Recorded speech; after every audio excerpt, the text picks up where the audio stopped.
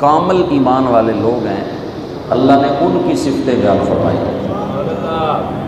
جن کے اندر ایمان کا نور موجود ہے، جن کے اندر ایمان کی چاشنی موجود ہے، لذت ایمان جن کے اندر موجود ہے۔ ان کی یہ نشانی ہے کہ جب اللہ کا ذکر کیا جائے تو ان کے دلوں کے اوپر ہیبت طاری ہو جاتی ہے، ان کے دل دہل جاتے ہیں، ان کے دل ڈر جاتے ہیں۔ اور دوسری نشانی یہ ہے وَإِذَا تُلِيَتْ عَلَيْهِمْ آيَاتُهُ زَادَتْهُمْ إِيمَانًا، کہ جب ان پہ اللہ کی آیتیں پڑھی جاتی ہیں، قرآن پڑھا جاتا ہے تو زادتہم ایمانا، ان کے ایمان کو اور ترقی مل جاتی ہے، ان کے ایمان کے اندر اور زیادہ نورانیت پیدا ہو جاتی ہے، ان کے ایمان میں اور اضافہ ہو جاتا ہے جب اللہ کی آیتیں ان پہ پڑھی جاتی ہیں۔ وَعَلَىٰ رَبِّهِمْ يَتَوَكَّلُونَ، فرمایا اور تیسری خوبی ان میں یہ ہے، صفت یہ ہے کہ وہ اپنے رب پہ بھروسہ کرتے ہیں،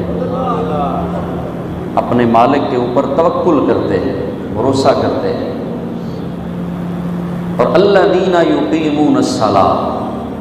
چوتھی خوبی یہ ہے کہ جو نماز کو قائم کرتے ہیں، وَمِمَّا رَزَقْنَاهُمْ يُنْفِقُونَ، اور جو ہم نے انہیں دیا ہے اس میں سے خرچ کرتے ہیں۔ یہ 5 خوبیاں ہیں یہاں اللہ نے سورہ انفال کی پہلی آیتوں کے اندر جو بیان فرمائی کہ کامل ایمان والے بندے وہ ہیں جن میں یہ 5 صفات پائی جائیں، کہ جب اللہ کا ذکر ہو، اللہ کا نام آئے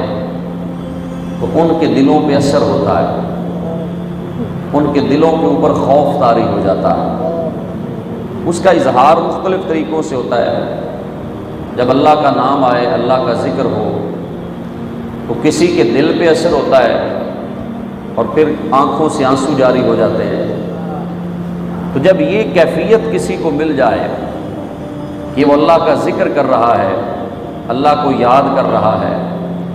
اپنے مالک کا نام لے رہا ہے، تو اس کے دل کے اوپر اثر ہو اور اس کی آنکھوں میں آنسو آ جائیں تو سمجھو اس بندے پہ مالک کا کرم ہو گیا ہے، اللہ کی کرم نوازی ہو گئی ہے۔ آنکھ میں آنسو آ جائیں، دل کے اندر خوف خدا پیدا ہو جائے تو یہ اللہ کی بڑی مہربانی ہے، اللہ کے فضل کی نشانی ہے۔ اور اگر دل سخت ہو، اس کے اوپر اثر کوئی نہ ہو، چاہے قرآن پڑھا جائے، چاہے ذکر ہو رہا ہو، چاہے وہ نماز پڑھ رہا ہے،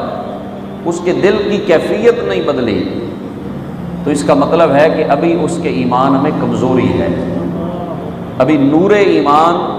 اور کاملیت ایمان جو ہے وہ اسے نصیب نہیں ہوئی۔ اور جب ہو جائے تو پھر آنکھوں میں اشک آ جاتے ہیں، پھر دل کے اوپر ڈر اور ہیبت طاری ہو جاتی ہے جب بندہ اللہ کا ذکر کرتا ہے، اللہ کو یاد کرتا ہے۔ اب یہ آہستہ آہستہ کیفیت پیدا ہوتی ہے، جب بندہ ذکر کرتا رہے، اللہ کا نام لیتا رہے تو پھر اس کا دل آہستہ آہستہ نرم ہوتا ہے، آہستہ آہستہ اس دل کے اندر نرمی آتی ہے، دل کے اندر رقت آتی ہے، دل گناہوں سے پاک ہوتا ہے۔ تو پھر ایک وقت آتا ہے کہ اب اسے ذکر کی لذت نصیب ہوتی ہے۔ یہ صرف ایک دن کا سفر نہیں ہے، بلکہ اللہ والے جو ہیں انہوں نے کئی سے کئی سال اپنی زندگی کا کئی بڑا لمبا حصہ وہ اپنے مالک کے ذکر کے اندر بسر کیا، تو پھر جا کر انہیں یہ لذت نصیب ہوئی کہ دل نور ایمان سے روشن ہو گئے۔ تو یہ نشانی ہے اللہ کے پاک بندوں کی، کامل ایمان والے لوگوں کی، کہ جب اللہ کا ذکر ہوتا ہے تو ان کے دل کی کیفیت بدل جاتی ہے، دل میں خوف خدا پیدا ہو جاتا ہے۔ تو یہ نشانیاں جو آپ سن رہے ہیں یہ باقی امت میں بعد کے اندر ہوں گی، سب سے پہلے ان صفات کے مالک سرکار کے صحابہ ہیں۔ جب ولیوں کا ذکر آتا ہے نا، ہمارے ذہن میں عموماً جو اولیاء امت ہیں جو بعد میں صحابہ کے بعد لوگوں کو جو مشہور و معروف ولی ہیں ان کا نام آتا ہے، لیکن اصل بات یہ ہے کہ ولایت کا سب سے بڑا مرتبہ اللہ نے مصطفیٰ کے صحابہ کو عطا فرمایا۔ صحابہ جیسا ولی اور دنیا میں کوئی نہیں، کیونکہ انہیں ولایت کے جام خود مصطفیٰ نے اپنی نظروں سے پلائے، باقی سب کو بعد میں وسیلوں سے ملی ہے۔ کسی نے اپنے مرشد سے فیض لیا، اس نے اوپر اپنے مرشد سے فیض لیا تھا، لیکن صحابہ وہ ہیں جنہیں فیضان ولایت ڈائریکٹ میرے مصطفیٰ کی بارگاہ سے نصیب ہوا ہے۔